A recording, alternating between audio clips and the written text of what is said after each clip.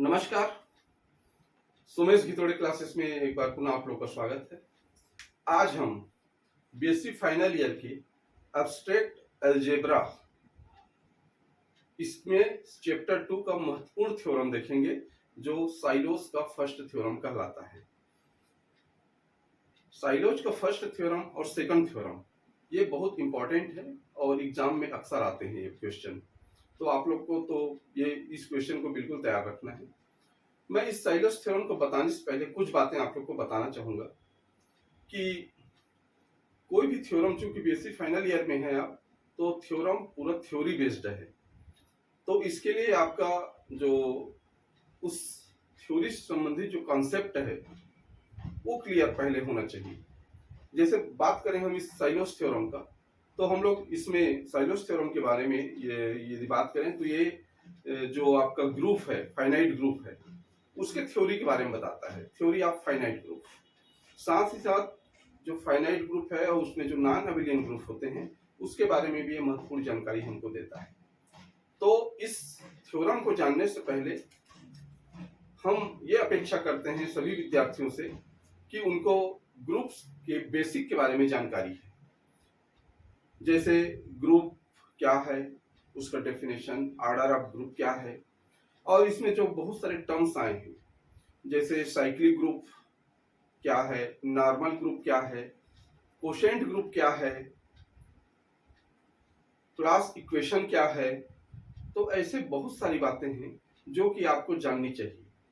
और ये थ्योरी जब तक आप उस बेस को नहीं जानेंगे तब तक आपके लिए थोड़ा कठिन होगा। चूंकि ये थ्योरी बेस्ड है, एग्जाम में हमको ऐसे ही लिखना है, तो मैं इसी रूप में ही आपको समझाने का प्रयास करूंगा। चलिए देखते हैं कि वास्तव में फर्स्ट साइलोज थ्योरम क्या कहता है। इसका यदि स्टेटमेंट देखें साइलोज थ्योरम का, तो वो स्टेटमेंट है let G be a finite group and let P be a prime. G एक फाइनाइट ग्रुप है और P एक प्राइम नंबर है। इफ यदि P to power m divided by order of Z, यदि P टू पावर m को order of Z divided करता है, विभाजित करता है, साथ ही साथ एक कंडीशन और है कि यदि P to power m plus 1 है तो उसको ऑर्डर ऑफ Z डिवाइड नहीं करता, ये कंडीशन है। केवल P टू पावर m को करेगा, इससे कम को करेगा लेकिन इससे अधिक को नहीं करेगा, तब then G has a subgroup of order P to power m, तब G का एक subgroup P to power m का ऑर्डर का एक सब ग्रुप होगा G। ठीक है, चलिए अब इसके पश्चात हम इसका प्रूफ को देखते हैं कि हम किस प्रकार इसको प्रूफ करेंगे। We prove the theorem by induction on order of G. सबसे पहले हम इस ऑर्डर ऑफ जी को इंडक्शन जो मेथड है उसके द्वारा हम प्रूफ करेंगे। यदि इंडक्शन मेथड इसमें हम लगाते हैं तो जो ऑर्डर ऑफ जी है इक्वल टू 1 आता है। Order of G equal to 1 के लिए सही है। Then the result is obvious, तो रिजल्ट क्या होगा हमारे पास, ऑब्वियस मिलेगा हमको, कंटिन्यूअस और आगे भी मिलेगा। तो सो एज्यूम दैट, तो हम ये मान के चलते हैं the result holds for all groups of order less than order of जी।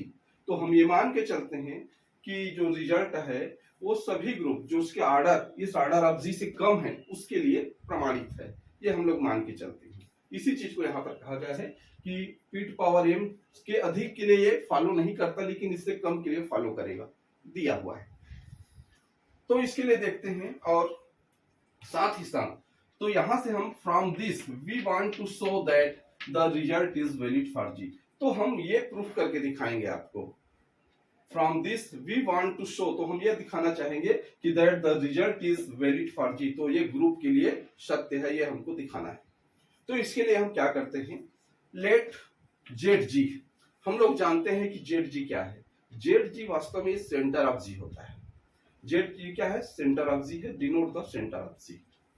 अब देखते हैं इफ यदि इस P को ये सेंटर ऑफ जी का ऑर्डर है वो डिवाइड कर दे, दिया हुआ है P is divided by order of Z G, मतलब सेंटर ऑफ जी का जो ऑर्डर है उस P को डिवाइड करता है। देन तब follows from Cauchy's theorem for abelian group. तब वो किसको फॉलो करता है? कॉसिस थ्योरम, जो अबेलियन ग्रुप के लिए कॉसिस थ्योरम था उसको फॉलो करता है। देन दैट क्या करता है? दैट कि जो जेड जी है वो कंटेन्स करता है एक एलिमेंट बी को, एक कंटेन्स करता है एक एलिमेंट बी को जो कि ई के इक्वल नहीं है, जो कि ई के इक्वल नहीं है, ऑफ ऑर्डर पी का जो ई है उसके इक्वल नहीं है। लेट तब हम फिर मानते हैं, तब क्या मानेंगे हम? B be the cyclic group generated by B. तब हम ये मानेंगे कि जो बी है वो एक साइक्लिक ग्रुप जनरेट करता है बी के द्वारा, बी के द्वारा एक साइक्लिक ग्रुप जनरेट करता है। तो यहां पर हम B equal to small B लिख सकते हैं, since B belongs to Z G, B belongs to Z G, B must be normal in G. तब बी क्या हो जाएगा? इन नॉर्मल ग्रुप हो जाएगा इन जी में। Moreover O B equal to O B, मतलब order of capital B and order of small B equal to P, ये prime के बराबर है। तो hence we can form the quotient group. तब हम एक नया चीज प्राप्त कर सकते हैं, वो तो कोसेंट ग्रुप प्राप्त कर सकते हैं कोसेंट ग्रुप। अब कोसेंट ग्रुप के बारे में हम लोग जानते हैं कि कोसेंट ग्रुप है, कोसेंट जी का quotient equal to G upon B होता है, और इसका जो ऑर्डर है, इस कोसेंट का जो ऑर्डर है वो order of G upon B होगा, जो इसका ऑर्डर होगा वही उसका ऑर्डर होगा। अब इसको हम अलग अलग लिख सकते हैं, order of G upon order of B. अब यहाँ से एक पक्षांतर कर दे हम, order of G upon P हो जाएगा, क्योंकि यहाँ वो भी इक्वल टू हमने यहाँ से पी निकाला है, पी है तो उसके बदले पी रख दिए, order of G upon P, तो ये इक्वल टू किसके हो जाएगा? पी। अब यहाँ से p to power m minus one ये डिवाइड कर देगा, किससे डिवाइड होगा? p to power m minus one, ये डिवाइड होगा ऑर्डर ऑफ आपका इस जी का, जी से इसके ऑर्डर के ये डिवाइड हो जाएगा, जिसको हम लोग सेंटर ऑफ जी बोलते हैं। सेंटर तो ये कोसेंट जो जी है उसके ऑर्डर से ये p to power minus one वो डिवाइड हो जाएगा। चलिए इसके बाद इसमें आगे है मोर ओवर, जो कोसेंट का ऑर्डर है वो लेस देन है ग्रुप के ऑर्डर से, कोसेंट का ऑर्डर लेस देन ग्रुप के ऑर्डर से, since p is greater than one, since p is greater than one, therefore इसलिए बाय द इंडक्शन हाइपोथेसिस, जो इंडक्शन हाइपोथेसिस है उसके द्वारा हम कोसेंट g है उसको हम मान सकते हैं कि कोसेंट g एक कंटेन्स करता है एक सब ग्रुप, क्या सब ग्रुप करता है? कंटेन्स सब ग्रुप कोसेंट p। जिस प्रकार g के लिए एक सब ग्रुप p निकलता है, उसी प्रकार आपका कोसेंट g के लिए कंटेन करता है एक सब ग्रुप p, जो कि ऑर्डर p और m माइनस वन का है। अब देखते हैं, अब इसको हम लोग आगे देखते हैं। We know that a natural mapping, एक नेचुरल मैपिंग की बात करें हम लोग जानते हैं वो phi such that g tends to g upon b होता है, और ये डिफाइंड होता है by phi x equal to bx for every x belongs to g के लिए।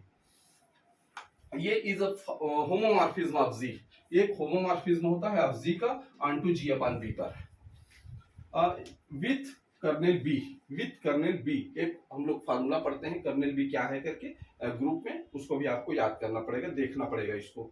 लेट तब हम मानते हैं p, let p equal to x belongs to g अपॉन फाई एक्स बिलोंग्स टू, ये आपका हो जाएगा कोसेंट p। ये इतना है इसका, इतना हम मानते हैं p को। Then p is a subgroup of g, तब हम p को एक सब ग्रुप मानते हैं g का, और जो कोसेंट p है वो p अपॉन p होगा, कोसेंट क्या होगा? p अपॉन p होगा। देयरफॉर इसलिए हम लोग इसको फार्मूला के रूप में लिखते हैं, यदि कोसेंट p का जो ऑर्डर है उसको लिखेंगे order of p upon b के बराबर, इसको ऑर्डर p अपॉन b अलग अलग लिख लिए। अब order p equal to question p और ऑर्डर b को इधर हम लोग पक्षांतर कर दिए। यहाँ से अब लिखते हैं हम लोग p to power m minus one into OB की जगह हमने p माना है, और जो कोसेंट का p का ऑर्डर होगा वो p to power minus one है। इन दोनों को मल्टीप्लाई करें तो p टू पावर m आता है। इस प्रकार हम देखते हैं कि g हैज अ सब ग्रुप, g क्या मिला हमको? एक सब ग्रुप मिला p का, ठीक है, वो भी order p to power m का। g has a subgroup p of order p to power m, p to power m का एक सब ग्रुप g है, याद रखेंगे g हैज एक सब ग्रुप होगा p का, और उसका ऑर्डर होगा p टू पावर m। अब देखते हैं इसके बाद एक फिर हम लोग मानते हैं ये पूरा थ्योरी बेस्ड है, एक मान के चल रहे हैं हम लोग। नाउ कंसीडर द केस, एक परिस्थिति हम लोग मान के चलते हैं। When P is divided by order of Z G से वो के ऑर्डर से पी हो डिवाइड हो जाता है, एक कंडीशन मान के चलते हैं, एक केस है। तो हम लोग जानते हैं कि जो क्लास इक्वेशन होता है जी का, the class equation of G is ये होता है उसका formula, class equation of G का, order of G equal to order of Z G plus sigma A not belongs to Z G order of G upon order of N A. ये इसका एक formula होता है class equation का जी के लिए। ये इक्वेशन नंबर 1 मान लिए इसको। अब यहाँ पर हमारे पास कंडीशन है, now P is divided by order of G, हम लोग जानते हैं इसको, पी डिवाइड करता है ऑर्डर ऑफ जी, डिवाइड करता है पी को, परंतु पी को जेड जी का ऑर्डर भी डिवाइड करता है। ये दोनों डिवाइड करते हैं, जी का ऑर्डर भी और जेड जी का ऑर्डर, ये दोनों पी को डिवाइड करते हैं। तो क्या होगा, जो ए बिलोंग्स टू जी है और साथ साथ ए नॉट बिलोंग्स टू जेड जी, हम लोग जानते हैं यहाँ ये तो बिलोंग्स करता है जी से, लेकिन जेड जी है वो ए को बिलोंग्स नहीं करता। इसलिए हम इफ फॉलोज दैट, यदि इसको हम फॉलो करें तो क्या होगा, पी टू पावर एम इसको डिवाइड करेगा, पी टू पावर एम को क्या डिवाइड करेगा, ऑर्डर ऑफ जी और ऑर्डर ऑफ एन ए, इन दोनों को जो मान आएगा वो पी टू पावर एम को डिवाइड करेगा।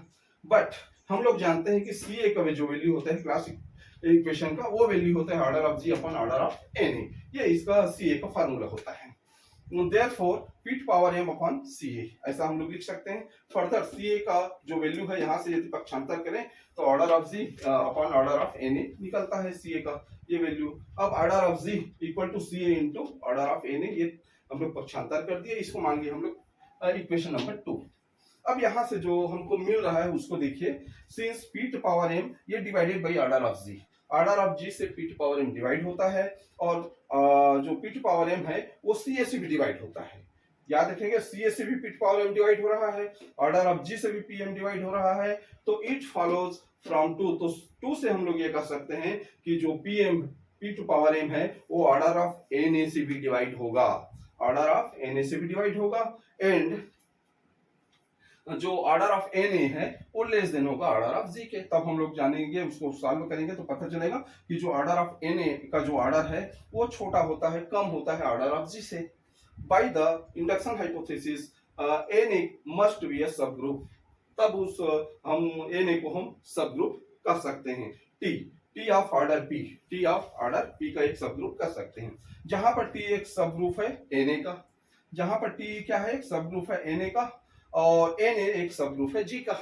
याद रखेंगे, टी एक सब ग्रुप है एन ए का और एन ए सब ग्रुप है जी का, तो जी को क्या कहेंगे, सब ग्रुप टी का मानेंगे, सब ग्रुप जी को एक सब ग्रुप मानेंगे टी का, order P to power N से, order P to power N का एक सब ग्रुप मानेंगे। कुल मिलाकर हमने यहाँ पर यही जताने का प्रयास किया है कि जो भी पी टू पावर एम है उसका, यदि हम उसको जो डिवाइजर है उसका ऑर्डर ऑफ जी, यदि वो डिवाइड करता है, लेकिन यदि पी टी पावर एम को m+1 है उसको डिवाइड नहीं करता, और लेकिन पी टू पावर एम से जो छोटे होते हैं, जितना भी छोटा हो जाए उन सभी को ऑर्डर ऑफ जी डिवाइड करेगा। ये चीज हमने इसमें प्रूव किया है। तो इस प्रकार ये जो फर्स्ट साइलो थ्योरम है वो समाप्त होता है। काफी थोड़ा लेंदी पड़ेगा आपको, लेकिन 2-4 बार आप प्रैक्टिस करेंगे कंटिन्यू और बेसिक इसका जान लेंगे ग्रुप से का, तो बहुत आसान हो जाएगी। और चूंकि ये परीक्षा में आने ही वाला है तो इसको आप बिल्कुल इंपॉर्टेंस के रूप में ले और अच्छी तरह से तैयारी करें। Thank you.